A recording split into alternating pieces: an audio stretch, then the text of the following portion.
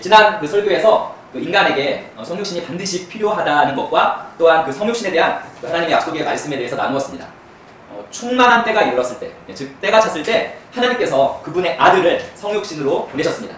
예수 그리스도께서 태어나신 그때가 바로 속량자가 오시도록 무르익었던 때였습니다. 갈라디아서 4장 4절 같이 읽어보겠습니다. 그러나 충만한 때가 이름에 하나님께서 자신의 아들을 보내사 여자에게서 나게 하시고 율법 아래 있게 하셨나니. 그 충만한 때는 바로 그리스 로마 시대로서 헬라 문명이 꽃피우던 때였습니다. 헬라 문명은 이 헬라어라고 하는 표현력이 아주 풍부한 언어를 사용했는데, 이 언어가 어디에 사용되죠? 신약 성서의 언어로 사용되어서 기독교가 전파하는 데 큰 공헌을 하게 했습니다. 또 그 충만한 때는 바로 로마가 세계 권력의 그 중심에 있었던 때였습니다. 로마는 이 세계 정복을 꿈꾸면서 많은 도로를 건설하고 그 배에 바다의 항로를 개척했는데, 그 육로와 항로는 결국 예수 그리스도의 복음을 전 세계로 실어 나르는 수단이 되었습니다. 이러한 관점에서 우리는 하나님께서 이 속량자 예수 그리스도의 복음을 그 온 세상에 신속하게 전달할 수 있는 그 충만한 때에 예수님을 성육신으로 보내신 것을 알 수 있습니다. 또 다른 한편으로는 그 시대는 그 속량자, 즉 구원자에 대한 그 갈망, 열망이 절정에 달하던 때였습니다. 구약의 그 마지막 책인 그 말라기서를 끝으로 400년 동안의 하나님의 그 침묵은 그 유대인들 안에서도 메시아에 대한 그 기대감을 갖게 만들었습니다. 그리고 이방인들도 역시 구원자를 갈망하고 있었습니다. 이 별을 따라온 동방 박사들은 구원자에 대한 동방 사람들의 그 보편적인 갈망을 드러냅니다. 그래서 그 충만한 때는 그야말로 그 온 세상의 그 초점이 이 팔레스타인 그 지역을 향하고 있었던 때였습니다. 바로 그 충만한 때 속량자 예수 그리스도께서 팔레스타인 지역 베들레헴에서 성육신으로 태어났습니다. 이는 그 영적 죽음과 그 영적 죽음의 부산물인 육체적 죽음, 질병, 억눌림, 결핍의 속박 아래에서 신음하던 그 인류가 그 오랫동안 부르짖었던 보편적인 그 울부짖음에 대한 응답이 바로 이 성육신입니다. 오직 하나님만이 인간의 필요가 무엇을 요구하는지 아셨고, 그래서 하나님께서 그 요구를 충족시킬 수 있었는데 그것이 바로 속량자의 성육신이었습니다. 거듭나지 않은 그 자연인이 갈망해온 세 가지가 있었습니다. 첫 번째, 그 자연인은 하나님과의 교제를 갈망했습니다. 그리고 이 자연인은 하나님의 생명을 소유하기를 갈망했습니다. 마지막으로 이 자연인은 하나님의 힘, 그 능력을 갈망해왔습니다.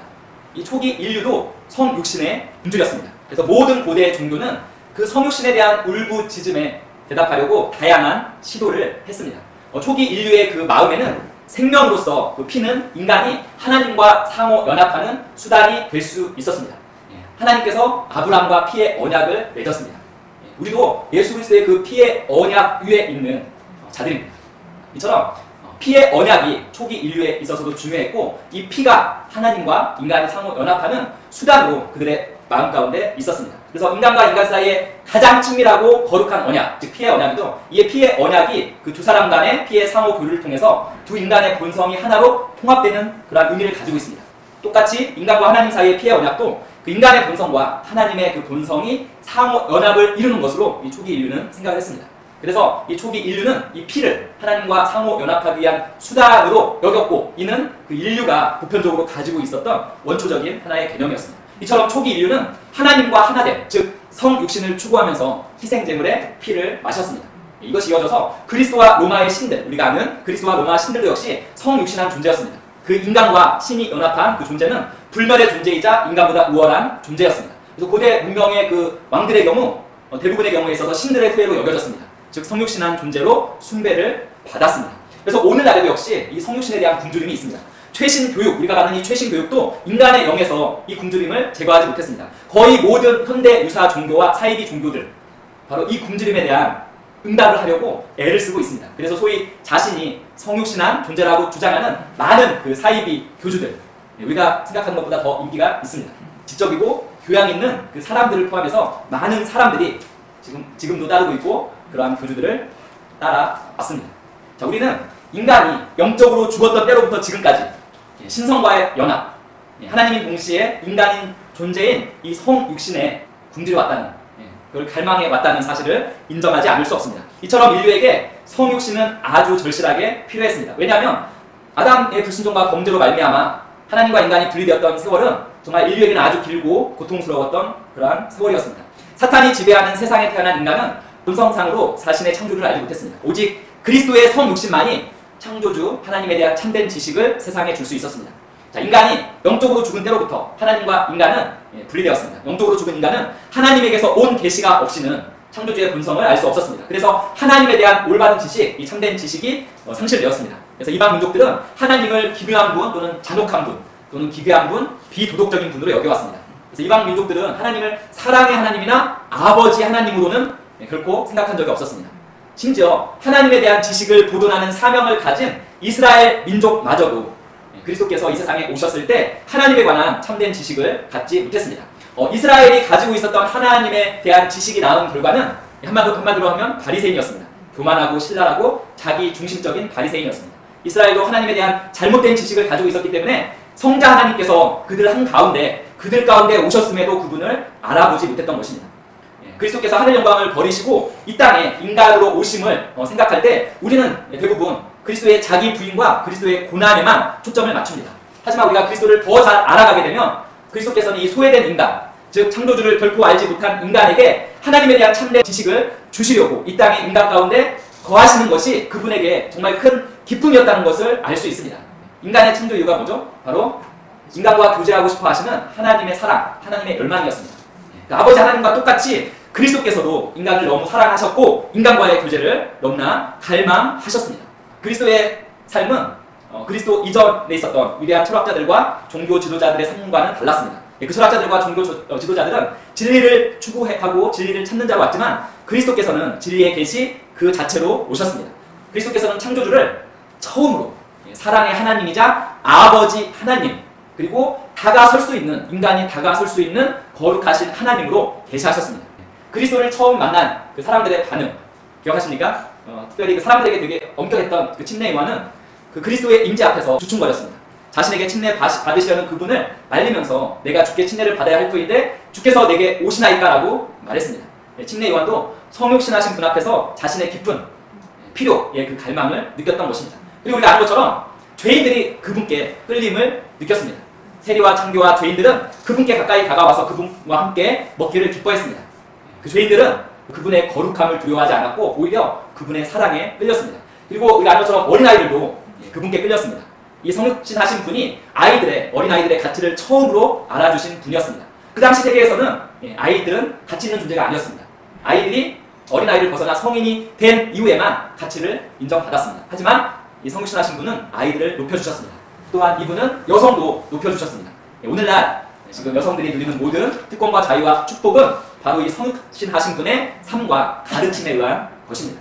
바로 그리스도는 우주 만물의 창조주이신 하나님께서 어떠한 분이신지를 자신의 삶과 말씀을 통해서 보여준 분이셨습니다. 자, 우리는 이제 하나님께서 어떤 분이신지를 알게 되었습니다. 왜냐하면 이 성육신하신 분이 사람으로서 인간으로서 우리 가운데 거하셨기 때문입니다. 우리가 그리스도를 본다면 하나님을 본 것입니다. 이처럼 성육신을 향한 인간의 심령의 부르짖음은 바로 예수 그리스도 안에서 응답되었습니다. 하나님께서 육신으로 나타나셨습니다. 하나님께서 우리 가운데 사람으로 사셨으므로 우리는 그분의 본성을 알게 되었습니다. 그리스도의 삶과 그분의 생명은 바로 아버지 하나님께서는 사랑이시다라는 것을 우리의 심령에 각인시켜 주었습니다. 그리스도는 하나님을 사랑의 하나님뿐만 아니라 아버지로도 계시하셨습니다. 하지만 다른 종교에는 아버지 하나님은 없습니다. 그래서 그리스도께서 하나님을 처음에 아버지라고 부르시자 유대인 사이에 커다란 소동이 일어났죠. 요한복음 5장 18절 읽어보겠습니다. 유대인들이 이런 이유로 더욱더 그분을 죽이고자 하니라. 이는 그분께서 안식일을 어길 뿐 아니라 하나님이 자기 아버지라고 말하여 자기를 하나님과 동등하게 만드셨기 때문이다. 자, 유대인들은 그리스도를 죽이려 했습니다. 그 이유는 하나님을 자신의 아버지라 부르셨기 때문입니다. 요한복음을 통해서 예수님께서는 바로 이 아버지 하나님을 우리에게 계시하는데 중점을 두고 계셨음을 우리는 요한복음을 읽으면 알 수가 있습니다. 자, 성육신하신 그리스도의 삶을 살펴보겠습니다. 그리스도는 가장 온전한 의미에서 인간이 되셨습니다.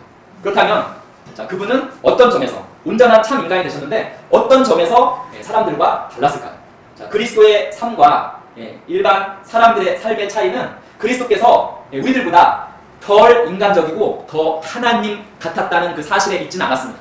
참 인간으로 오신 그 그리스도와 이 사람들의 그 차이는 그분이 영적 죽음의 영역에 속하지 않았다는 사실에 있습니다. 즉 가장 큰 차이는 예수님께서는 영적 죽음에 지배받지 않았다는 사실입니다. 그 이유는 바로 요한복음 5장 26절입니다. 읽습니다. 아버지께서 자기 속에 생명이 있음 같이 아들에게도 생명을 주어 그 속에 있게 하셨고. 그리스도께서 영적 죽음의 지배받지 않은 것은 바로 그리스도께서는 하나님의 생명을, 하나님의 영을 소유하고 계셨기 때문입니다. 이것이 바로 사탄이 그리스도를 지배할 수 없었던 이유입니다. 예수님은 사람이셨지만 다른 모든 사람처럼 영적으로 죽지 않으셨기 때문입니다. 그리스도께서는 아버지의 생명을 가지고 아버지와 하나님 가운데 공생의 사역을 하셨습니다. 자, 질병이 그리스도의 몸을 지배하지 못했습니다. 왜냐하면 질병도 역시 영적 죽음의 부산물이기 때문입니다. 그리스도의 몸은 죽을 수밖에 없는 몸이 아니었습니다. 죽을 수밖에 없다는 말은 죽을 운명에 처해 있다는 뜻입니다. 인간이 영적으로 죽었을 때 모든 인간의 몸은 죽을 운명에 처하게 되었습니다. 영적 죽음은 그리스도의 영에 들어온 적이 없습니다. 그러므로 그리스도께서 이 땅에 걸으셨을 때 그분의 몸도 육체도 죽음이나 질병, 그 다음에 사단 마귀의 권세 아래 있지 않으셨던 것입니다. 자, 성육신하신 이분의 몸은 죽을 수밖에 없는 몸도 아니었고 또 불멸의 몸도 아니었습니다. 죽을 수밖에 없던 몸도 아니었고 불멸의 몸도 아니었다. 자, 기억나시죠? 이는 타락하기 전에 아담의 몸에 대한 설명이었습니다. 즉 아담이 죽을 수밖에 없던 몸도 아니고 불멸의 몸도 아니고 영원하고 완전한 인간의 몸을 가졌습니다. 성육신하신 그리스도께서는 완전하고 영원한 인간의 몸, 즉 아담이 영적으로 죽기 전에 지니고 있었던 그 종류의 몸을 소유하셨습니다. 하지만 이 완전하고 영원한 인간의 몸은 영적으로 죽을 때에는 죽을 수밖에 없는 운명의 몸이었습니다. 그래서 아주 중요합니다. 그리스도께서 십자가에서 육체로 죽기 전에 먼저 영적으로 죽으셔야 했습니다. 바로 그리스도께서 우리를 위해서 죄가 되셨을 때 그분의 영, 하나님의 생명을 가진 그분의 영이 변화를 겪으신 것입니다. 즉 영적 죽음이 그분의 영에 놓이게 된 것입니다. 그리고 나서 그분의 몸은 아담이 영적으로 죽었을 때처럼 죽을 수밖에 없는 그 몸이 되어진 것입니다. 그래서 십자가에서 그리스도께서는 이중 죽음을 죽으셨던 것입니다. 그리스도께서 인간을 위한 희생 제물, 즉 대속 제물로 죽으신 첫 번째 죽음은 영적 죽음이었습니다. 그리고 두 번째 죽음이 육체적 죽음이었습니다. 이 성육신의 목적은 인간에게 하나님의 자녀가 되는 권리를 주기 위한 것이었습니다. 인간은 하나님의 본성을 받아야만 하나님의 자녀가 될 수 있습니다. 그러므로 인간이 하나님의 영원한 생명을 받을 수 있도록 하기 위해서 그리스도께서 성육신으로 오신 것입니다. 그런데 인간은 그 사탄의 권세로부터 합법적으로 속량받은 이후에만 이 하나님의 영원한 생명을 받을 수 있었습니다.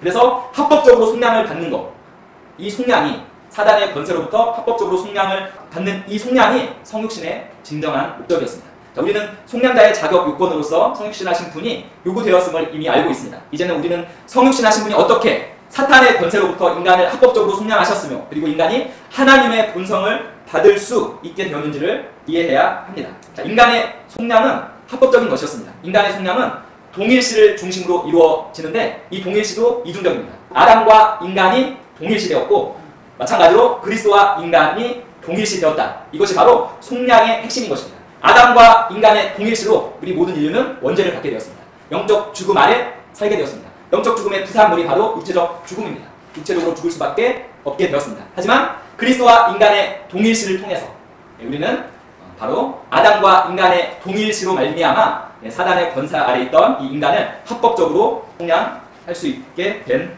것입니다.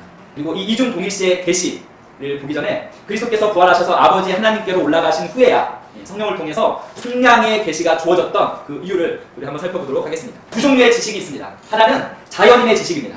이 자연인의 지식은 우리의 신체 감각, 육체의 오감에 의해 설득된 지식입니다. 또 하나는 성령께서 인간에게 주시는 지식인데 이는 계시 지식이라고 합니다. 하나님의 말씀이 바로 계시 지식입니다. 성육신에서 인간에게 주어진 그리스도의 계시는 인간의 신체 감각 수준으로만 주어졌습니다. 요한일서 1장 1절부터 2절 같이 읽어보겠습니다.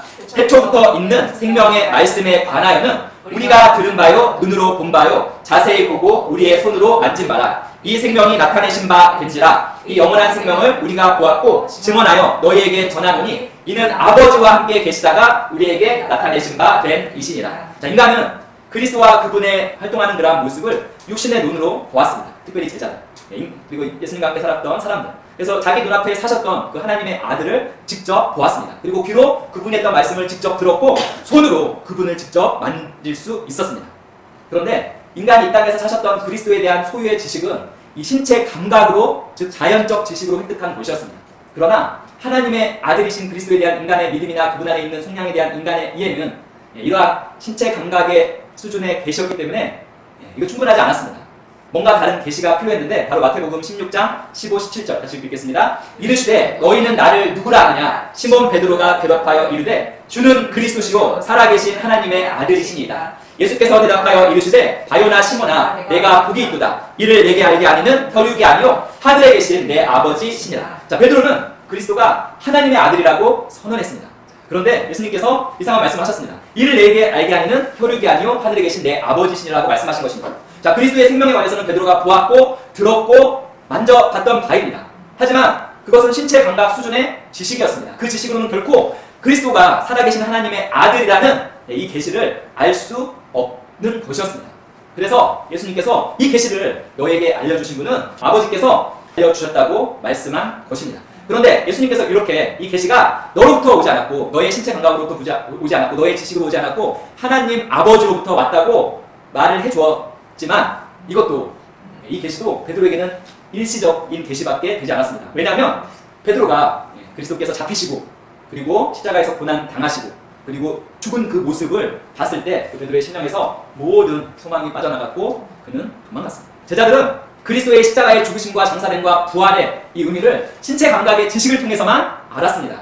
그들은 채찍에 맞으신 것 보았습니다. 손과 발에 못이 박힌 것을 보았습니다. 예수님께서 엘리 엘리 라마 사박다니 라고 외치는 그 음성의 소리를 들었습니다.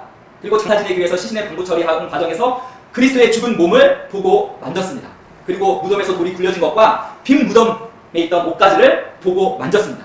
제자들은 하늘로 올라가시는 그리스도를 보았습니다. 그럼에도 불구하고 그들의 그 신체 감각적 지식은 그리스도의 죽으심과 장사됨과 부활의 중요한 영적 의미를 전혀 깨닫게 해주지 못했습니다. 그리스도께서 십자가에서 처형되었을 때 그 의미, 동일시의 의미는 전혀 깨닫지 못하고 결국 그리스도의 신체적 고통만 보았고 느꼈을 뿐입니다. 그래서 그 신체 감각 수준의 그 지식에 있어서 이 제자들은 그리스도의 영이 죄가 되셨을 때 겪는 영적 고통에 대해서는 알지 못했습니다. 그들은 그리스도의 영이 어디 있었는지 또 그리스도의 몸이 무덤에 누워있는 동안 그리스도께서 무엇을 하셨는지 알지 못했습니다. 그들은 그리스도께서 부활하심으로 말미암아 사탄을 정복하신 것을 알지 못했습니다. 이건 오늘날 그리스도인들도 마찬가지입니다. 그들은 제자들은 그리스도께서 자신의 피를 가지고 하늘의 지성소로 들어가시려고 승천하신 것을 알지 못했습니다. 그리고 그리스도께서 승천하셔서 그들을 떠나신 후에 하나님 아버지의 우편에서 현재 사역하고 계시는 그분의 사역도 역시 알지 못했습니다. 오늘날 우리들도 마찬가지입니다. 자, 그러므로 그리스도의 죽으심과 장사됨과 부활로 인해 그리스도의 영에 이루어졌던 이 완전한 속량을 성령님께서 우리에게 계시하셔야만 했습니다. 고린도전서 2장 6절 16절은 이 계시에 대해서 말씀합니다. 모든 것을 눈으로 보지 못하고 귀로 듣지 못하고 오직 하나님이 성령으로 이것을 우리에게 보이셨습니다. 이 계시가 우리에게 필요했지만 성령님이 오시기 전에는 이 계시를 우리는 알 수 없었습니다. 즉 오순절날 성령님이 오셔서 우리에게 이 계시를 열어주실 때 바로 우리는 이 모든 그리스도의 이 속량의 과정 가운데 우리가 알아야 할, 우리가 이해해야 할 그 계시를 열어주신 것입니다. 속량의 계시는 바로 성령님께서 우리에게 열어주셨습니다. 특별히 바울을 통해서 우리에게 열어주셨습니다. 우리는 이제 이 속량의 계시의 핵심이 아까 말씀드린 그 이중 동일시인 것을 이제 알게 되었습니다. 로마서 5장 12절은 우리에게 이 아담과 인류의 동일시, 이중 동일시에서 첫 번째 아담과 인류의 동일시에 대한 분명한 그림을 제공합니다. 로마서 5장 12절 같이 읽어보겠습니다. 그러므로 한 사람으로 말미암아 죄가 세상에 들어오고 죄로 말미암아 사망이 들어왔나니 이와 같이 모든 사람이 죄를 지었으므로 사망이 모든 사람에게 이르렀느니라. 아담 안으로 들어온 사망이 모든 사람들에게 이르렀습니다. 우리는 그 사망이 육체의 죽음만이 아니라 영적 죽음이죠. 곧 사탄의 본성이기도 한다는 그 사실에 주목해야 합니다. 바로 그 영적 죽음이 불순종과 반역죄를 저지르지 않았던, 아담처럼 불순종과 반역죄를 저지르지 않았던 많은 즉 모든 인류를 지배했습니다.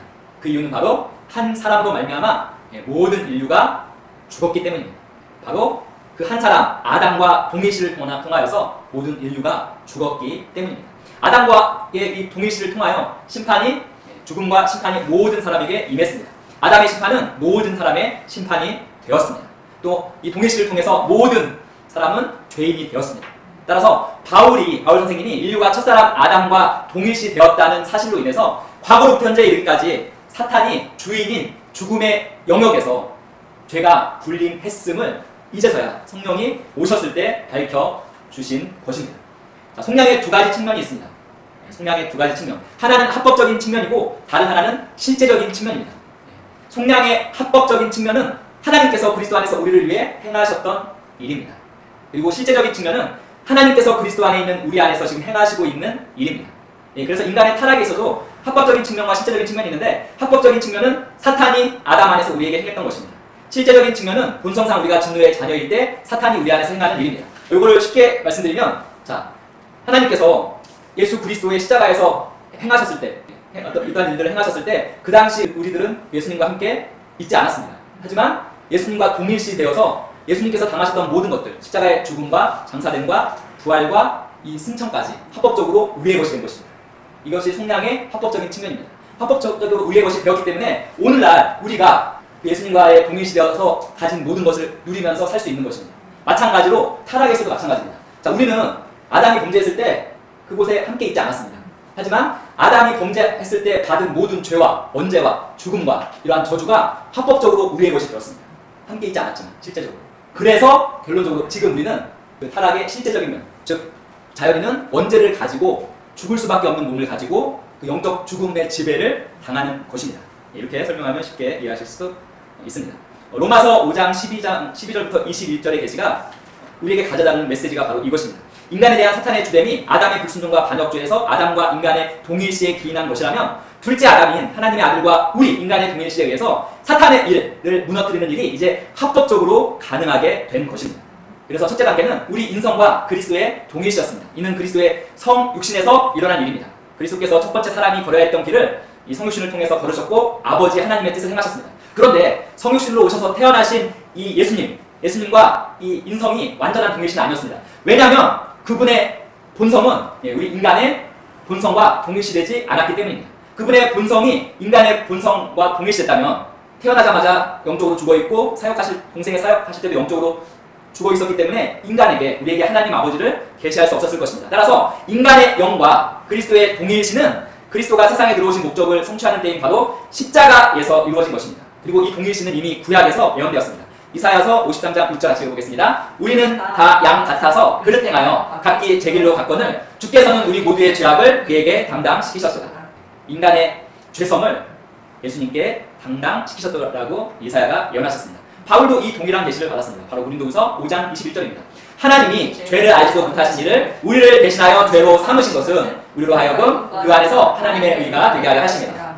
5장 20절에서 바울이 받던 계시는 바로 하나님께서 실제로 그리스도를 우리를 위해 죄가 되게 하셨다는 것입니다. 즉 우리의 인성과 죄의 본성과 그리스도를 동일시 하셨다는 것입니다. 그런데 그리스도께서 우리의 죄만 담당하신 것이 아니었습니다. 그리스도께서 영적 죽음으로 인해 인간에게 생긴 모든 그 저주, 원죄의 저주까지 얹어서 바로 십자가에서 죽으신 것입니다. 그런데 하나님의 마음에는 이 십자가에 달리신 이는 그리스도가 아니었고 이 동일시를 통해서 바로 우리들이었습니다. 그래서 우리는 각자 바울과 함께 갈라디아서 2장 20절에 나오는 나는 그리스도와 함께 십자가에 못 박혔다라고 말할 수 있는 것입니다. 다시 한번 말씀드리면 실제로 우리는 에덴 동산에 아담과 함께 있지 않았지만 법적으로는 함께 있었습니다. 마찬가지로 우리는 실제로 그리스도와 함께 십자가에 달리지 않았지만 법적으로는 그곳에 있었습니다. 그리스도와 인류의 동일시는 아담과 인류의 동일시만큼 완전했고, 그리스도와 인류의 동일시는 아담과 인류의 동일시로 말미암아 인간이 갖게 된 영적 죽음과 이 죄에서 인간을 합법적으로 속량할 수 있었던 것입니다. 자, 속량의 그 첫 단계가 바로 인간의 죄값을 치르는 것이었습니다. 인간이 받아야 했던 심판이 그리스도께 내려졌고 그리스도는 하나님으로부터 버림받으셨습니다. 심판 대상은 인간이었으나 그리스도와 인간이 동일시되었기 때문에 심판의 그 일격이 우리가 아닌 그리스도에게 가해졌습니다. 그래서 그리스도께서 우리가 받을 심판 아래 죽으셨고 우리는 역시 동일시로 그분과 함께 죽었습니다. 그리고 예수님께서는 이 죄값을 바로 지옥에서 우리의 죄값을 치르셨습니다. 지옥에서 우리의 죄값을 치르셨을 때 우리도 역시 그분과 동일시 되었습니다. 즉 그분의 죄값을 치르셨을 때, 인류의 죄값을 치르셨을 때 우리의 죄값도 동일시에 의해서 치루어진 것입니다. 그리고 인류 죄값을 온전히 치르신 예수님은 이제 다시 영으로 의롭게 되셨습니다. 영적 죽음을 통해서 그 영에 인간의 모든 죄의 본성과 저주를 얹었었는데 인류의 죄를 완전히 죄값을 치르신 후에는 예수님은 영으로 의롭게 되십니다. 디모데전서 3장 16절입니다. 그도다 경건의 비밀이여 그렇지 않다 하는 이 없도다. 그는 육신으로 나타난 바 되시고 영으로 의롭다 하심을 받으시고 천사들에게 보이시고 만국에서 전파되시고 세상에서 믿음 받으시고 영광 가운데서 올려지셨느니라. 이 말씀은 분명히 그리스도께서 영으로 의롭게 되셨음을 밝히고 있습니다. 이롭게 되신 상태에서 영광 가운데 승천하셨다고 말씀하고 있습니다. 자, 그리스도께서는 이 동일시에서 우리와 전적으로 하나가 되었고 마침내 인간의 죗값이 치러졌을 때 그리고 그리스도께서는 영으로 의롭게 되셨습니다. 이 영으로 의롭게 되신 그리스도께서는 속량의 두 번째 단계 바로 하나님으로부터 다시 태어나셨습니다. 히브리서 1장 5절은 그리스도의 부활을 가리키면서 아버지 하나님께서 그리스도에게 너는 내 아들이라 오늘 내가 너를 낳았다라고 말씀하고 있습니다. 즉 인간의 죗값이 치러졌을 때 영으로 의로워지신 예수 그리스도께서는 하나님으로부터 다시 태어났고 죽음에서 이제 생명으로 옮겨져서 부활하신 것입니다. 왜냐하면 예수 그리스도께서 우리와 십자가에서 우리의 영적 죽음과 동일시 되셨기 때문입니다.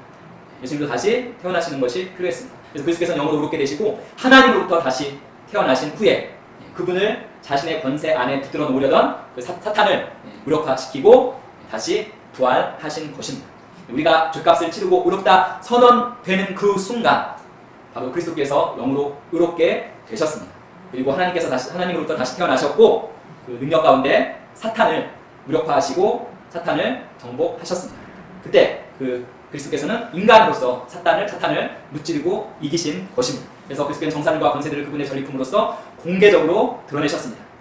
바로 그리스도께서는 사탄의 손아귀로부터 스스로 벗어나서 사탄을 무찔러 이기신 첫 번째 사람이 되신 것입니다. 그래서 그리스도께서 인간으로서 일어나셨을 때 사탄의 세력들은 그분의 발 아래에 놓이게 되었고 그분과 동일시된 우리들 아래도 역시 사탄의 모든 세력은 우리의 발 아래에 놓이게 된 것입니다. 성육신하신 분의 이 삶, 결국 성육신하신 분은 하나님 아버지의 그 사랑과 동일한 사랑을 가지고 이 땅에 오셨고 하나님 아버지의 사랑의 그 계획을 아주 충실하게 순종하셔서 이 속량을 이루신 것입니다.